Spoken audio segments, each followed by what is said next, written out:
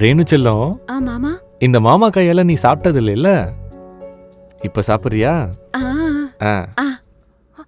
என்னடி இது வாய் கிணறு மாதிரி திறக்கற? மாமா எனக்கு வாயில குடுக்கறேன்னு சொன்னாருக்கா, அதான். என்னது வாயிலையா? நீ நினைக்கிற மாதிரி இல்ல, பாசம். ஆமாக்கா, மாமா எனக்கு சாப்பாடு கொடுக்க போறாரு. நீங்க கொடுங்க மாமா. நீ சாப்பிடு ரேணு. இந்தா. என்ன வைப்ரேஷன் இது? என்னாச்சு ரேணு, செமையா இருக்குல்ல? இன்னொரு வாய் சாப்பிடுறியா? இந்தா சாப்பிடு. மாணிக்க மாமா, பா, காதுல தேன் பாஞ்ச மாதிரி இருக்கு. தேன் மாதிரி பேச மட்டும் இல்ல, தேன் மாதிரி ஊட்டவும் செய்வேன்.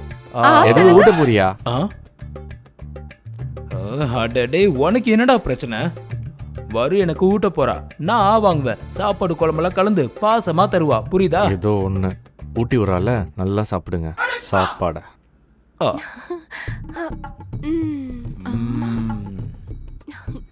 பா, இந்த மாணிக்க சாகுற வரைக்கும் இத மறக்க மாட்டான், அவ்வளவு நல்லா இருக்கு.